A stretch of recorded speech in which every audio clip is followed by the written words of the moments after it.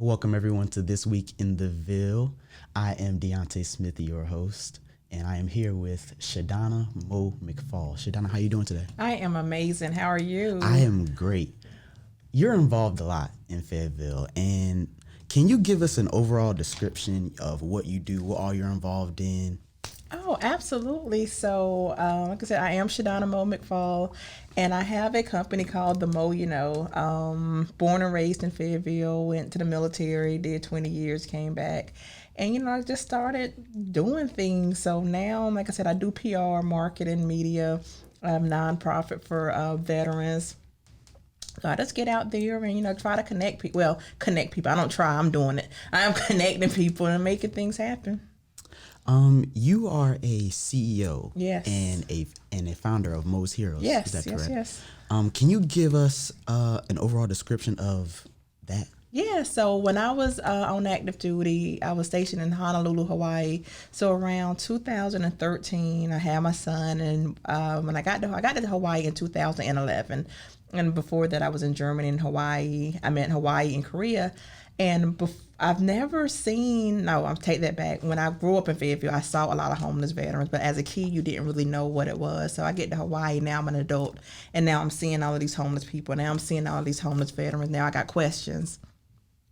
And me, I was an information manager in the military, so it was always my job to get the right people, the right information at the right time to make the right decisions. So in my mind, I'm like, well, I'm seeing and reading, and I know all of this stuff is available. So I was like, there's a huge disconnect in what's out there and what's getting to the people. So like I said, I'm still on active duty, so I really don't know. I just know that something needs to be done.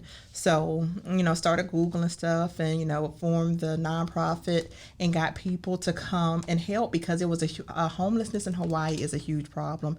It's a huge problem everywhere. But like I said, when I saw it for my own two eyes, and I was just like, oh my God, this could be me. What's so different about me that when I take this uniform off, that it's not going to be me? So I had to take some steps to make sure that, it wasn't me or the people that I loved and the people that was out there in the struggle, make sure that we could connect to get them back to where they want to go and where they want to be.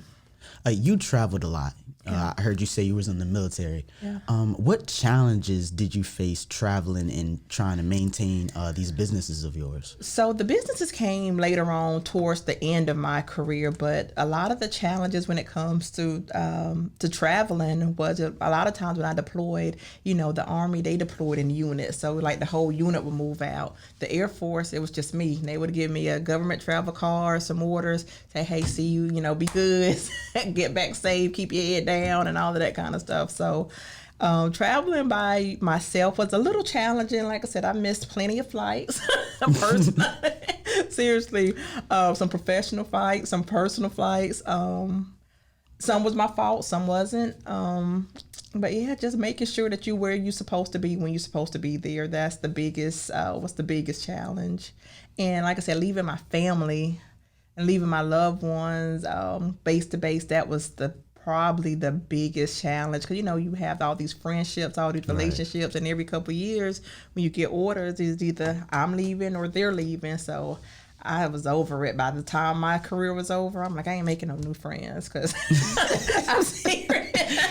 Because it was so hard to leave people. Right. So now I'm getting back to making friends, but before I didn't really want to be get too attached to people because they were going to leave. Yeah, I'm a military kid. So I know, the struggles of, getting up, leaving your friends, and having to change schools. My parents having to leave their friends, leave their homes to be, to chase their dreams. So that was just tough. And it's April is month of the military child, so I salute you. Because I know the struggle. Like I said, I'm a 9-year-old, so I know how, tough it was for me. So I can only imagine how tough it is for the kids. Yeah. When did you decide to, get into business? When did you realize I want to be an entrepreneur? So officially 2000 and like I said, 13 when I started Mo's Heroes. But before that, I started selling Avon. When I was 16 years old, and I stole adult toys, a couple of, the house parties where you can come and have the parties. I did that while I was on active duty.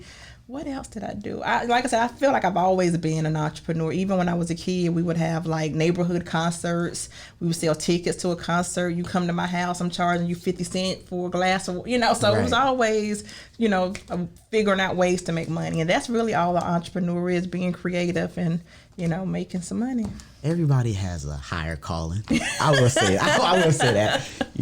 People know what they want to do for a long time, and I'd say those are pretty gifted people. You have a book, is that correct? Actually, I have, and I'm not to say this to be brag, but actually I did 3 books. 3 books. 2 anthologies and 1 ebook, yes. I want to talk about the one where it states, the title is, "It's not what you know, it's the more you know." The more you know. Yes, sir. I like that title. I really do. Can you explain that book to us, please? Yeah. So the more you know is the ebook that I spoke of, and I actually wrote that book. It was actually supposed to be a part of another anthology that never happened. So, like I said, the work was done. I'd already wrote it. So I had one of my friends who was actually a client help me reformat it. We turned it into an ebook, put it on PayHip, and started selling it. So,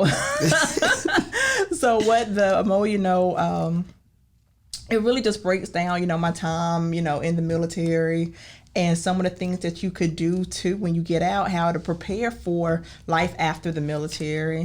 People I always talk about from the latrine queen from, where I am now, because in basic training, my friend Tasha was like, "Mo, don't volunteer for nothing." So I get there and I'm like, I can't make no beds, I can't fold nothing, I can't do any of the things that we need to do. But the one thing that I knew how to do was clean a bathroom, because you clean bathrooms at home. And I was working fast food before I went to the military, so every night we had to clean the bathroom. So my dumb self volunteered to be the latrine queen. But I enjoyed it, and I kept the demerits off, and I was real tough. Y'all can't use these sinks and this toilet after a while, because we're gonna get demerits, and we get demerits, we gonna lose some privileges. So I can't have that. So I will say that I always admire people who actually write books, because that's not easy, especially like the ones that's like novels, the ones that's like filled with information. I also want to say that being a CEO is hard. Yeah. Being a founder, like, it's hard to build something from the ground up. When you started, did you have any frustrations? God, yeah. Frustrations, and how did that turn out for you? So, like I said, with anything, you're always going to have challenges, and the frustrations of not getting the help that you think you need. In your heart, you see the vision, you see the product, you see the great work that would happen. And so, with the frustrations, like, it came from, like I said, being new sometimes, people don't always see the vision. So they don't always want to help. And then there are so many other things. Like, there was other nonprofits, there was other businesses doing the same thing. And then when people are already familiar with those other businesses, they're like, well, we already have this, we already have that, we don't need you right now. So that was my biggest frustration. Now that you're deep in your career,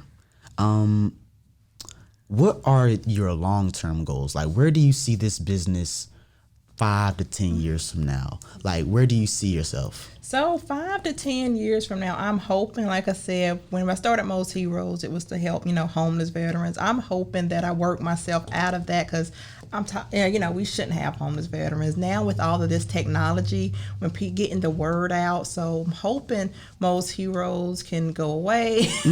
Because, like I said, I don't want homeless veterans. I feel bad that we even had to start, a nonprofit to help homeless veterans. So I'm hoping that there will no longer be a need for that. But with the more there's always going to be a need for marketing. There's always going to be a need for media. There's always going to be a need for PR, especially when you're in a business, because if people don't know about you, they can't buy nothing from nobody they don't know. Right. They can't hire nobody they don't know. Right. They can't interview nobody they don't know. You're right about it. I will say, pros and cons of being a CEO. I'm gonna put you on the spot. All right, no. Pros and cons. So give me the pros first. The pros are, like I said, you have a vision, you have an idea. It's up to you to be able to execute on it. So you really don't have nobody. People can tell you no, but you just got to keep going. So there's nobody that can really stop you. The cons are if you don't have the resources, you have to be a little bit more creative, and sometimes that takes more time. And then that's when we talk about the frustration. Like, you set these deadlines. You say, hey, I want to be here in 5 years. I want to be 10 years. 5 years come, 10 years come, and you're not quite where you want to be. Now you're frustrated. Now it's just like, oh my God, do I throw in the towel? Is this worth it? Do I go back to corporate? So you just got to stay motivated and, know that, okay, it's not going to happen overnight. You're going to have to put in that work. Speaking of motivation, you did not go to a 4-year college. No. You did not go. You went straight into the military. Yes. What is your advice to young people who is chasing the same aspirations as you, who's trying to start their own business? What advice would you give them on the come up?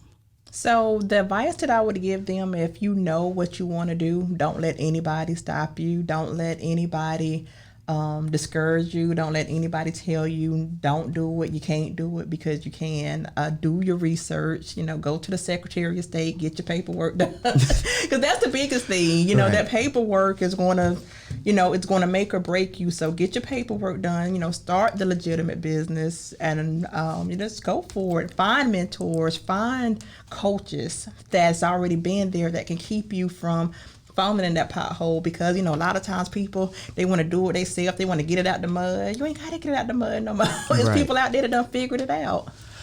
I will say that motivation is key, and it's not just in entrepreneurship, it's in everything you do. Right. I know what I've wanted to do since, the 6th grade. I wanted to do this. Are there any is there any official headquarters where we can find your business? Do y'all have an official location? So the more you know, because I call myself the mobile marketing mogul. Since I work with other entities, if you hire me, I'm going to you, because I know a lot of times people can't get away. So I'm on the go. I'm on the move. So we do have a place where we get our mail and everything. But if you need an appointment with me, we do it online, or I'll come to you. Well, that's all I got for you, Miss McFall. Yes. This has been This Week in the Ville. Join us next week, and we'll see y'all next time. Thank you for having me.